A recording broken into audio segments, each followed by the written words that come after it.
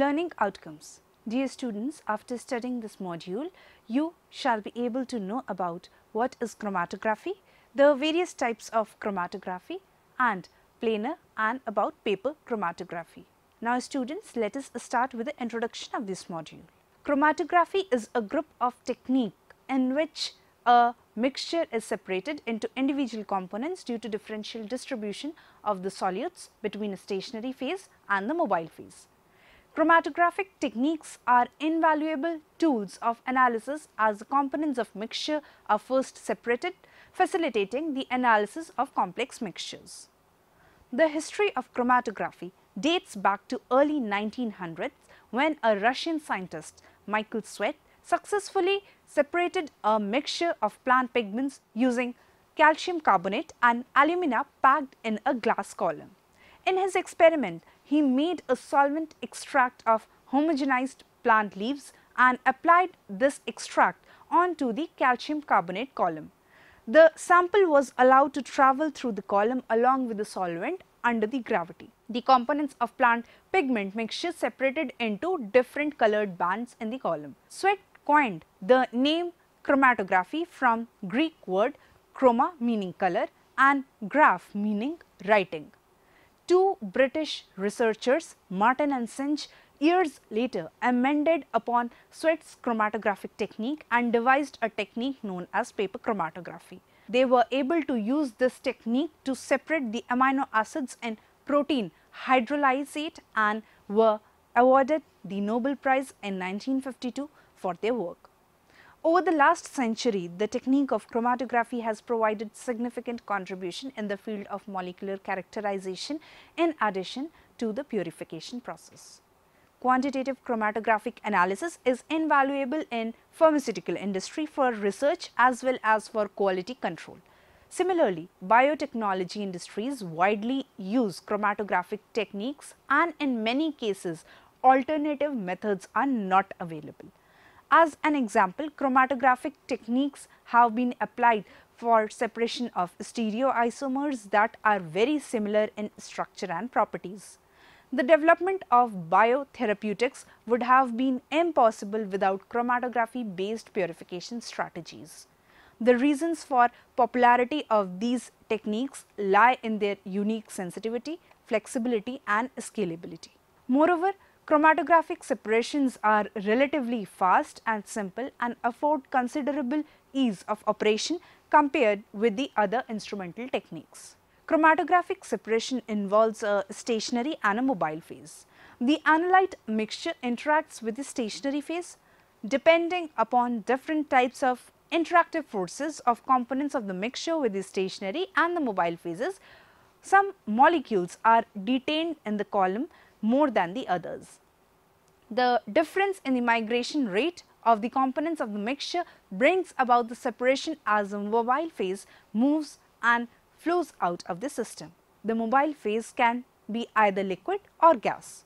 The stationary phase can be solid or liquid. Next is about the chromatogram. A chromatogram is the visual output of a chromatograph. Different patterns or peaks are obtained on the chromatogram during an optimal separation wherein the different peaks correspond to different components present in the separated mixture. Next, we will be studying about types of chromatography. Chromatography can be broadly divided into two types. One is the planar chromatography and the second one is the column chromatography. So, students, let us start first with planar chromatography. Planar chromatography, in this type, the stationary phase is supported on the fibers of a paper or on a flat plate, whereas the mobile phase flows or moves by capillary action or under the influence of gravity through the stationary phase. The two major types of planar chromatography in use are paper chromatography and thin layer chromatography, also known as TLC. Next is column chromatography. The stationary phase in case of column chromatography is held within a narrow tube via which the mobile phase moves through either by gravity or by pressure. Column chromatography can be further differentiated based on the types of stationary and mobile phases and the kinds of equilibria involved in solute transfers between the two phases. There are several classes of column chromatography such as gas chromatography, high performance liquid chromatography also known as HPLC, etc. The column chromatography types can be further classified, and this classification has been explained in this very table, wherein in one column we have the general classification, the other column shows the specific method name, the third column shows the stationary phase, and the fourth column shows the type of equilibrium. Let us first start with liquid chromatography, where the mobile phase is liquid. There are specific methods under this type. First is liquid, liquid or partition, where the stationary phase is liquid adsorbed on a solid, and the type of equilibrium is partition between immiscible liquids. Next is liquid bonded phase, where the stationary phase is organic species bonded onto a solid surface, and the type of equilibrium attained is partitioning between liquid and a bonded surface. The third type is liquid solid or adsorption, where the stationary phase is a solid and the type of equilibrium attained is adsorption. Next is ion exchange, wherein the stationary phase is an ion exchange resin and the type of equilibrium is attained by ion exchange. Next is size exclusion, wherein the stationary phase is liquid in interstices of a polymeric solid and the type of equilibrium attained is by partition or sieving. The second type is the gas chromatography GC, wherein the mobile phase is gas. Herein the types included are gas liquid, wherein the stationary phase is liquid adsorbed on a solid and the type of equilibrium is partition between gas and liquid. Next is gas bonded phase, where the stationary phase is organic species bonded to a solid surface and the type of equilibria is partitioning between liquid and a bonded surface. Next is gas solid, where the stationary phase is solid and the type of equilibrium attained is by the process of adsorption. Now, we will be moving on to more detailed study of a planar chromatography. In all of the different forms of chromatography, a rapid dynamic equilibrium of molecules exists between two phases, that is the stationary phase and the mobile phase. For example, consider a mixture of molecules A and B dissolved in a mobile phase and flowing over a stationary phase. The molecules of compound A and B exist either as completely dissolved in the mobile phase or may be bound to the stationary phase. The equilibrium of the molecules between the mobile and stationary phases depends upon polarity and size of the molecule, polarity of the stationary phase and polarity of the solvent. Depending upon the three factors, the components of mixtures partition differently between the mobile and the stationary phase. For example, consider separation of a mixture containing compound A and B. Compound B has a greater affinity towards the stationary phase as compared to the compound A. When the mixture flows over the stationary phase, the molecules of compound A spend more time in mobile phase and move farther in a given amount of time. Whereas, since compound B has greater affinity towards the stationary phase, the molecules of compound B move at a slower pace through the stationary phase particles. As a result of this, the components of the mixture can be gradually separated. A suitable solvent mixture can be selected as a mobile phase to achieve the desired separation. Next, we will be studying about paper chromatography. In paper chromatography, substances are distributed between the paper as a stationary phase and a suitable mobile phase. The chromatography paper has highly uniform texture and thickness. It is made from cotton cellulose and has low content of additives. For the separation of the mixture, a discrete spot is applied on the paper. The components of the mixture partition between two phases: aqueous phase consisting of water adsorbed in the pores of the chromatography paper, also known as the stationary phase, and solvent, that is the mobile phase, that moves over the paper due to capillary action. The compounds in the mixture get separated due to differences in their affinity towards the two phases, An additional factor could be adsorption of the components of the mixture by the filter paper. Paper chromatography is a useful technique for separation and analysis of molecules because it is quick and requires small quantities of material. The equipment for paper chromatography consists of a vapor-tight glass chamber with inlets for addition of solvent in addition to supports for solvent troughs and chromatography paper. In paper chromatography, a volatile solvent is used to carry the components of the sample along with the paper. This is called as developing solvent. The choice of solvent depends on the chemical nature of the material to be analyzed and needs to be optimized for every type of mixture. Usually solvents such as ethanol, methanol, isopropanol, acetone, diethyl ether, chloroform, methylene chloride, formamide, acetic acid, ammonia, cyclohexane, benzene can be used alone or as a mixture as a mobile phase. The general procedure that is followed in case of a paper chromatography follows the sequential steps, wherein the first step is preparation of chromatographic chamber. The procedure for paper chromatography starts with equilibration of chamber with solvent vapors. The pre-saturation of chromatography chamber is carried out well in advance before the development. The saturation of the chamber with the solvent may be facilitated by lining the chamber with filter papers wetted with the developing solvent. The next step under this is preparation of paper. The paper may be used such as where water adsorbed in the fibers acts as a stationary phase. Alternatively, paper may be impregnated with a polar solvent other than water such as buffer, salt solution, methanol or glycol. Paper may also be modified with silica, diatomaceous earth and alumina. Such type of modification papers would illustrate adsorbing capacity of the respective modifiers. Paper may be made hydrophobic by impregnating with silicon or other non-polar solvents. Paper may also be acetylated so that it becomes more hydrophobic and retains a similar hydrophobic component. The third step is application of samples. The mixture to be analyzed is dissolved in a suitable solvent. A fine line is drawn on the filter paper so that it is few centimeters away from the level of developing solvent. The dissolved samples are applied on the spots diameter of about 6 to 10 millimeter that lie at least 3 centimeters apart on the line drawn on the chromatographic paper. The sample application is usually performed using micropipettes. The sample application may be repeated after solvent evaporates from the previous spots to concentrate the sample. The next step is the development of the chromatogram. After preparing the chamber and spotting the samples, the paper is ready for development.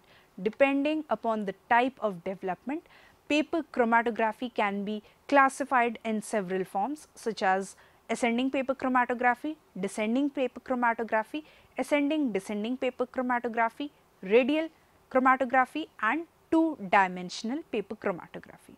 Now, let us take one by one each of these. First is ascending paper chromatography. Here the developing solvent is poured at the bottom of the chromatographic chamber. The solvent travels in upward direction due to capillary action. Next is descending paper chromatography. Here the solvent is allowed to travel down the paper. The mobile phase is kept in a trough located at the top of the chromatographic chamber and it is allowed to descend over the chromatographic paper.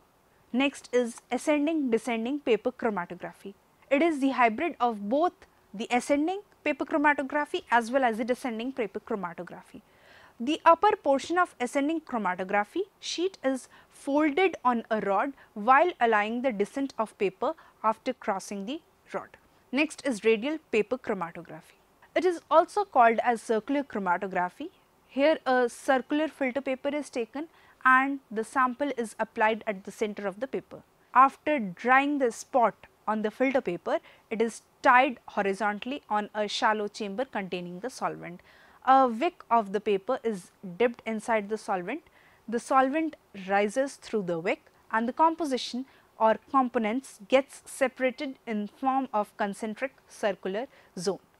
Next is two-dimensional paper chromatography. In this very technique, a square or rectangular paper is used. Here the sample is applied at one corner and development is performed at right angle to the direction of first run using a different solvent. This facilitates better separation of the components of the mixture. The next step is analysis of result. After the development, any strongly retained compound can be visualized as colored spots on chromatogram.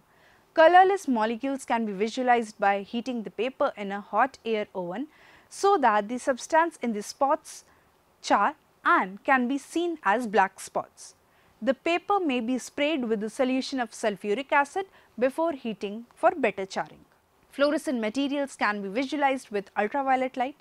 Reagents specific for certain components may be sprayed on to make spots colored. Radioactive spots can be located with a detector or the X-ray film may be exposed to chromatogram. A few examples of paper chromatography application and their analysis has been shown in this table, where in one column we have the analyte component, the next column shows the solvent and the third column is for visualization reagent. First, starting with amino acid mixture, wherein the different solvents which can be used are as follows, that is N-propanol in addition with ammonia, phenol in addition with a buffer, N-butanol in addition with a buffer and acetone in addition with the buffer. And the visualization reagent that can be used for this purpose is ninhydrin.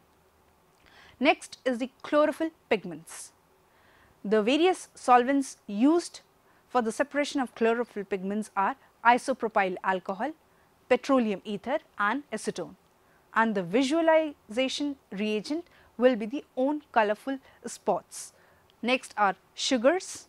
The solvents required for this particular category are butanol in addition with ethanol and water, butanol in addition with acetic acid and water, phenol in addition with water. The visualization reagents that can be used for this class is ammoniacal silver nitrate, benzene 1,3-diol in addition with HCl and acetone. Next are food dyes. The solvents that can be used for this class are 0.1% NaCl solution and the visualization reagent will be the colorful spots. Next, lipids. Solvent used dichloromethane or methanol and visualization reagent. For fatty acid, it is 1% osmic acid which gives brown to black color. For cholesterol, it is acetic acid or concentrated sulfuric acid which gives pink color. Next, for analytes such as salt mixtures of sodium, magnesium and potassium, the solvents used are methanol and the visualization reagents used are dichlorofluorescein solution and silver nitrate solution. The distance travelled by any compound depends upon the partition of the compound between mobile and stationary phase. Therefore, the ratio of distance travelled by the compound as compared to the solvent, known as retention factor or RF, can be used to identify the components of the mixture. However, since RF value often depends on the temperature, solvent and the type of paper used in the experiment, the most effective way to identify a compound is to spot the standard substances next to unknown substances on the same chromatogram. Sample spots can be identified if they have the same RF values to known standard spots. If RF value of a solution is 0, the solute remains in the stationary phase and thus it is immobile. If RF value is equal to 1, then the solute has no affinity for the stationary phase and travels with the solvent front only. Next, we will be studying about the applications of paper chromatography. Paper chromatography has been used for separation of mixtures having polar and non-polar compounds such as amino acids, hormones, drugs and other biochemicals. It has also been used for the evaluation of inorganic compounds. Although paper chromatography has become very popular due to its simplicity, it suffers from various limitations such as long development time, poor separation, low accuracy in quantitative determination and low reproducibility.